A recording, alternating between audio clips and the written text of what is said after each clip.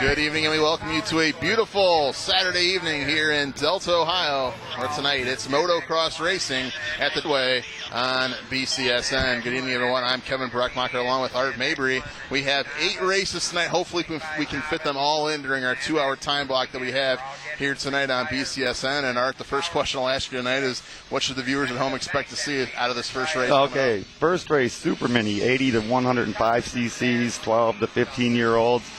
Some of the fastest kids on the racetrack, even though they are young minis, have proven to really be accomplished. Pretty good start. We got a KTM out in front right now. It looks like that's Bobby Steiskal. He has got 100 sponsors here, Bars Racing, mainly. His main sponsor along with his parents. I was going to say, I saw Mom and Dad as a sponsor. You always like to see that. Come right by us here at the broadcast booth. That is Bobby Steiskal leading it out, and it's going to be kind of hard to hear as these racers go around the bend here. We're going to have one lap complete, 1 of 5 here in this race. And all the races tonight will have different number of laps. One race has 6, one has 4, actually 2 with 6, 1 with 4, and about 5 with 5 laps. So we'll just have to adjust as we go along. Yeah, depending on their ability, they can possibly go experts, intermediates, 6 laps, beginners, and like that. Maybe 4 laps is enough for them. They get too fatigued, they start crashing out, having problems. Doesn't look like these guys have any problems out in front. You're first about half dozen in the battle for the lead there. It looks like Steiskal has got the lead nailed down right now, but there's about 6 coming up pretty strong behind him. You can see him coming to view here. That pack is now down to about 3, maybe 4 or 5 right behind him, and then it's kind of a break. But he's out to a good start. Bobby Steiskal out of Nova, Ohio. He's 16 years old. Yeah, right on his tail, that's Josh Ascola, 561 on the Yamaha there. You can see him coming into sight. And then 010, that's Robert Goupel out of Milan, Michigan. He's a former high point winner.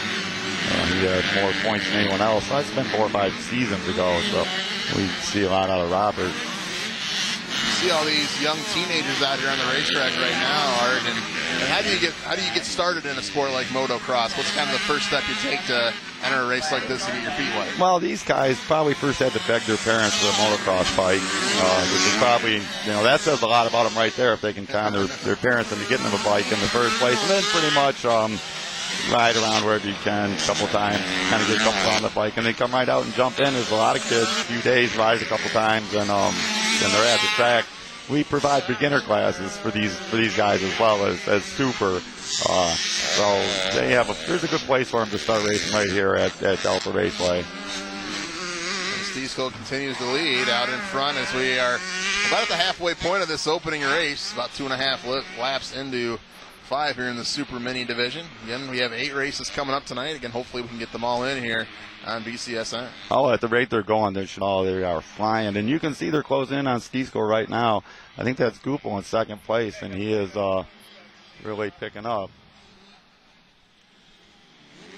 And the rules are, I assume you have to stay inside the tires, and if you go out of bounds, what's kind of the penalty there? Do you have to restart a lap, or do you have a time penalty, or what's the penalty for going outside the tire? Yeah, it's how it works is if you leave the course, you have to return at the point where you left at, or you get docked a lap. So a lot of times kids just keep going, rather race and then just get docked and have a good race rather than have to stop, turn around, go back and start over again. But some will, on the other hand, if they're really into it, they understand that that's what be expected of them as they progress on through the motocross circuit, that they would have to, in fact, go back to where they went off at.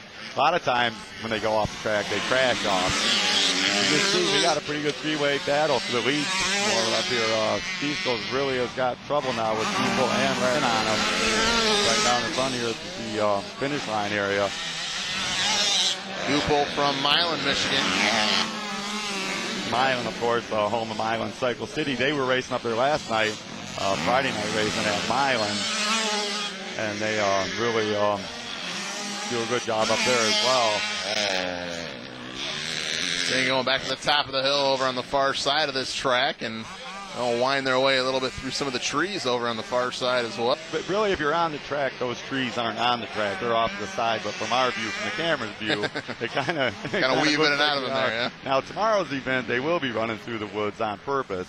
But tonight, we kind of avoid obstacles like trees and whatnot. Yeah, I heard through the grapevine from some of our crew members here at BCSN that in the day, like you mentioned, they have some races out there in the forest through a lot of trees, and that would be very interesting to see as well. Sunday's Ironman MotoGP. I think BCSN is going to cover one later on in the season, and that's mostly for older, more mild type riders. This is pretty hyped up. You can see, look at this battle for the lead. It's still Steiskal holding on to it right now, but as we get down to the bottom, you'll see that the pressure is really going to be on him. I can see 100 Nicholas McCarthy. He's not too far off at all. I mean, this is just a second maybe that he's behind, so he could make that up easily. Here comes Steiskal right now. These kids, even though they are younger, they think about what's happening. They watch the guy in front where he's going. And you can see Steiskal he's doing fantastic. The KTM's really doing a good job for him. But Steiskal and Goupil are right there. They are determined. And that determination might take either one of them to the lead. It looks like Steiskal is trying him on the outside right now, setting him up if he can get on the outside for the next turn. Sometimes it works out pretty good. I have some hope for Steiskal here. Not trying to take anything away from Steiskal at all. Of course, he's your leader. You can't. But Steiskal, as you can see, he's trying him right now.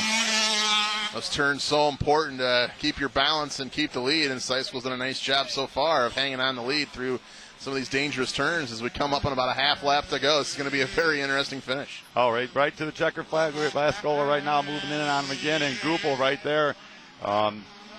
Sometimes third place might lay back, second might bump first, and third rolls right by. All kinds of exciting things will happen here before we get done tonight. I kid you not. Turn there. Steiskal is trying them. They are just flying. But Steiskal's closing the door everywhere Steiskal tries him. There he goes on the inside. But the problem with the inside is there's not enough speed.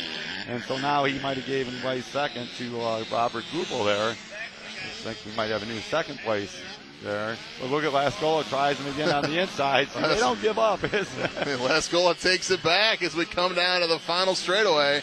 And it looks like it's going to be Bobby Steiskal going to hold on as he flies in the air off the last. He's going to take the checkered flag in race one and take this opening race. A very tight opening race, Art, but in the end, Steiskal just held on and raced very well during that last lap, and we'll come back to talk about it in just a moment. You've seen one race. We have 7 to go here tonight in Delta. You're watching the Buckeye Cable Sports Network.